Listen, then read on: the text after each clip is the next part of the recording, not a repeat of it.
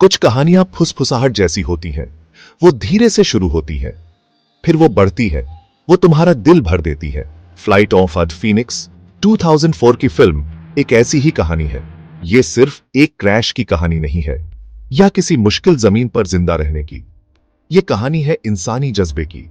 एक ऐसा जज्बा जो टूटने से इनकार करता है, तब भी जब सब कुछ खोया हुआ लगे। ये हमें याद दिलाता है कि उम्मीद खिल सकती है, सबसे बंजर डेजर्ट में भी। ये फिल्म कुछ बहुत गहरा कैप्चर करती है। ये ऐसी हिम्मत की बात करती है जो अनएक्सपेक्टेड जगहों पर मिलती है। ये आम लोगों को दिखाती है जो एक्स्ट्राऑर्डिनरी चैलेंजेस का सामना कर रहे हैं। नैरेटिव सिंपल है पर डीप है। ये तुम्हें अंदर खींच लेती है, तुम्हें सूरज की गर्मी महसूस कराती है, डेजर्ट की रात की ठंडक, निराशा और फिर उम्मीद का धीरे धीरे जलता हुआ उठना। ये एक जर्नी है, मौत के किनारे से एक जर्नी, जिंदगी के एक नए चांस की तरफ। यह है फीनिक्स की कहानी। यह किसी भी दूसरी फ्लाइट की तरह शुरू हुआ।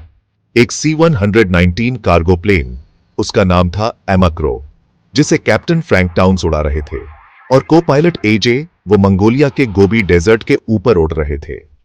एक बहुत बड़ा, खाली, बेरहम जगह। वो एक ऑनियल एक्सप्लोरेशन साइट बंद कर रहे थे। उनके पैसेंजर्स उस साइट के क्रू थे, एक मिक्स्ड ग्रुप। हर किसी के अपने ख्याल, अपनी चिंताएं। किसी को नहीं पता था कि आगे क्या होने वाला है। आसमान साफ था, फिर वो बदल गया। अचानक एक मैसिव सैंडस्टॉर्म आ गया, धूल और गुस्से की एक दीवार। उसने प्लेन को घेर लिया। इंजन पर जोर पड़ा, अलार्म बजने लगे। टाउन्स और AJ बहादुरी से लड़े। वो कंट्रोल से जूझ रहे थे, उस केओस में से रास्ता बनाने की कोशिश कर रहे थे, लेकिन स्टॉर्म बहुत पावरफुल था। प्लेन इधर उधर फेंका जा रहा था, जैसे किसी जाइंट के हाथ में खिलौना। केबिन में डर भर गया, मेटल के फटने की आवाज, एक टेरिफाइंग सिकनिंग झटका। वो नीचे जा रहे थे। क्रैश बहुत ब्रूटल था, इंपैक्ट का एक हॉरिफाइंग सीक्वेंस, चीखें, फिर एक अचानक शॉकिंग खामोशी जिसे सिर्फ हवा तोड़ रही थी, और घायलों की कराहें। प्लेन एक रैक बन चुका था, टुकड़े टुकड़े हो गया था, ड्यून्स पर बिखरा हुआ। चमत्कारिक रूप से कुछ बच गए थे, लेकिन उनकी असली मुसीबत तो अब शुरू हुई थी। इसके बाद के दिन तकलीफों की धुंध में बीते। डेजर्ट एक क्रूअल मास्टर था। सूरज बेरहमी से तप रहा था, टेम्परेचर बहुत बढ़ गया, हर सांस लेना मुश्किल हो रहा था। पानी सोने से भी ज्यादा कीमती हो गया। वो उसे ध्यान से राशन कर रहे थे, ड्रॉप बाय ड्रॉप, लेकिन प्यास लगातार सता रही थी। एक सूखी दर्द भरी जरूरत जो कभी सच में गई नहीं। उनके होंठ फट गए, उनके गले जल रहे थे। डेजर्ट धीरे धीरे उन्हें ड्रेन कर रहा था। रातों में भी कोई खास रिलीफ नहीं था। टेम्परेचर एकदम गिर जाता था, ठंड हड्डियों तक चुभती थी। वो गर्मी के लिए एक दूसरे से चिपक कर बैठते थे, लेकिन नींद अक्सर गायब रहती थी, बुरे सपनों से भरी हुई। और डेजर्ट की डरावनी खामोशी। फूड सप्लाईज तेजी से खत्म हो रहे थे। भूख उनके पेट को कुतर रही थी, उनके शरीर को कमजोर कर रही थी, और उनके हौसले को भी। फिजिकल टोल बहुत ज्यादा था। हर मूवमेंट एक एफर्ट था, हर दिन एक नई लड़ाई थी, सिर्फ जिंदा रहने के लिए। फिजिकल के अलावा इमोशनल स्ट्रेन भी बहुत ज्यादा था। होप एक नाजुक चीज होती है, इतनी मुश्किलों के सामने वो मुरझाने लगी। छोटी छोटी बातों पर आर्गुमेंट्स होने लगे, ब्लेम किया जाने लगा। पुराने जख्म हरे हो गए। ग्रुप डरे हुए लोगों का एक कलेक्शन था, हर कोई अपने डर से निपट रहा था। इमोशनल लैंडस्केप भी डेजर्ट जितना ही बंजर था। गुस्सा जल्दी आ जाता था, डर एक कांस्टेंट साथी बन गया था, शक फुसफुसाता रहता था, हर सेटबैक को बड़ा करके दिखाता था।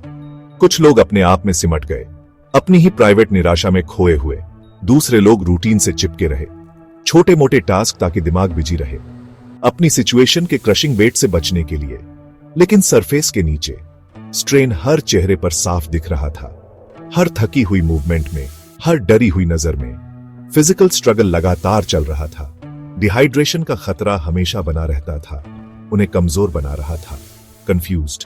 खाने की कमी उनकी एनर्जी छीन रही थी, क्रैश की चोटें दुख रही थी, और नई बीमारियां सामने आ रही थी। Sunburn, sand source, exhaustion. उनके शरीर उनका साथ छोड़ रहे थे, धीरे धीरे लेकिन पक्का। डेजर्ट भारी कीमत वसूल रहा था, हर उस घंटे के लिए जो वो जिंदा बचते थे।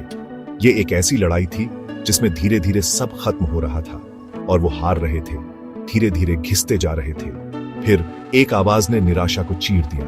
वो आवाज इलियट की थी, एक शांत सीधा सादा पैसेंजर। वो एक एयरक्राफ्ट डिजाइनर था। वो मलबे को देख रहा था, निराशा से नहीं बल्कि एक इंजीनियर की नजर से। उसने सिर्फ टूटा हुआ मेटल नहीं देखा, उसने पॉसिबिलिटीज देखी। एक आइडिया बनने लगा। वो फीनिक्स बनाएंगे, वो मौत को चीट करने की कोशिश करेंगे। सेक्शन 6, चमत्कार गढ़ना, पसीना और साइंस से रीबर्थ। चैलेंज बहुत बड़ा था, उनकी इमेजिनेशन से भी परे। उन्हें मुड़े तुड़े मेटल के ढेर को एक उड़ने वाली मशीन में बदलना था, गोबी डेजर्ट की झुलसाने वाली गर्मी में, मिनिमल टूल्स के साथ। और एयरक्राफ्ट कंस्ट्रक्शन का तो और भी कम एक्सपीरियंस। उनमें से ज्यादातर के लिए इलियट इस सपने का आर्किटेक्ट था, नॉलेज का कीपर। लेकिन इसे सच करने के लिए उनकी कलेक्टिव एफर्ट का हर ऑन्स लगेगा। क्रिएटिविटी उनका सबसे वैल्यूएबल टूल बन गई। उन्हें इम्प्रोवाइज करना पड़ा, अडेप्ट करना पड़ा, ऐसी प्रॉब्लम्स का सॉल्यूशन ढूंढना पड़ा जो नामुमकिन लगती थी। उन्होंने मलबे से टूल्स बनाए, इलियट के प्रिसाइज इंस्ट्रक्शंस के तहत मेटल काटना और उसे शेप देना सीखा। वो डिमांडिंग था, अनकॉम्प्रोमाइजिंग। वो जानता था कि एरर की कोई गुंजाइश नहीं है। हर कैलकुलेशन परफेक्ट होनी चाहिए थी, हर जॉइंट सिक्योर। उनकी जिंदगी इस पर डिपेंड करती थी।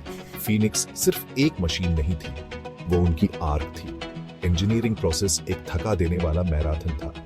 पुराने प्लेन को डिसमेंटल करने में दिन बीत गए, यूजेबल पार्ट्स बचाने में। बचा हुआ अकेला इंजन, विंग्स के सेक्शंस, कंट्रोल केबल्स। सेक्शन 7, दिल मिले, हाथ साथ कोलैबोरेशन की पावर। यह कोशिश कभी भी एक पर्सन के बारे में नहीं थी। इलियट के पास प्लान हो सकता है, लेकिन वो अकेले फीनिक्स नहीं बना सकता था।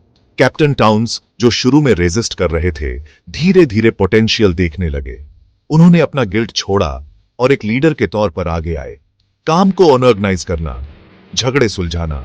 उनके प्रैक्टिकल स्किल्स ने इलियट की थ्योरेटिकल जीनियस को कॉम्प्लीमेंट किया। उनकी इवॉल्विंग पार्टनरशिप पूरे ऑपरेशन की बैकबोन बन गई। उनके बीच ना चाहते हुए भी रिस्पेक्ट बढ़ने लगी।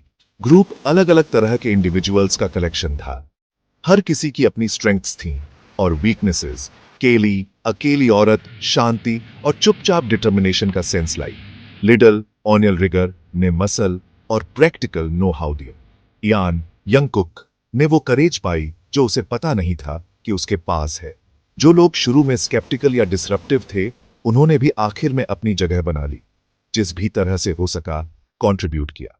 उन्होंने सीखा कि हर हाथ मैटर करता है। टीम वर्क वो इनविजिबल इंजन था जो उनकी प्रोग्रेस को ड्राइव कर रहा था। उन्हें कम्युनिकेट करना सीखना पड़ा, एक दूसरे पर ट्रस्ट करना, अपने डिफरेंसेस के बावजूद और उस इमेंस प्रेशर के बावजूद जिसके नीचे वो थे। आर्गुमेंट्स अब भी होते थे, मिसअंडरस्टैंडिंग्स होती थी। Section 8, the unlikeliest crew, desert heat में फोर्स हुआ ग्रोथ। डेजर्ट एक हार्श टीचर है। ये सारे प्रिटेंस उतार देता है। ये इंसान का ट्रू नेचर रिवील करता है। उसकी रिलेंटलेस नजर के नीचे सर्वाइवर्स में प्रोफाउंड चेंजेस आए। उन्हें उनकी लिमिट्स और उससे भी आगे पुश किया गया। उन्होंने ऐसी स्ट्रेंथ्स डिस्कवर की जिनके बारे में उन्हें पता नहीं था, और ऐसी वीकनेसेस का सामना किया जिन्हें वो अब इग्नोर नहीं कर सकते थे। यह मुश्किल एक क्रूसिबल थी जिसने इम्प्यूरिटीज को जला दिया, उन्हें कुछ ज्यादा स्ट्रॉन्ग, ज्यादा रेजिलिएंट बना दिया। कैप्टन फ्रैंक टाउन्स का ट्रांसफॉर्मेशन शायद सबसे स्ट्राइकिंग था। क्रैश और अपनी परसीव्ड फेलियर से हॉन्टेड, वो शुरू में एक ब्रोकन मैन था, सिनिकल और डिफीटेड। लेकिन फीनिक्स बनाने का चैलेंज और लीड करने की जरूरत ने उसके स्पिरिट को फिर से जगा दिया। उसे रिडेम्पशन पास्ट में डूबे रहने में नहीं, बल्कि फ्यूचर के लिए लड़ने में मिला। उसने इलियट पर और खुद पर दोबारा ट्रस्ट करना सीखा, एक ट्रू लीडर के तौर पर उभरते हुए, अपनी अनलाइकली क्रू को गाइड करते हुए। दूसरे कैरेक्टर्स में भी सिग्निफिकेंट ग्रोथ हुआ। यंग यान, जो शुरू में टिमिड और स्केयर्ड था, उसने अपनी करेज ढूंढी, काम में मीनिंगफुली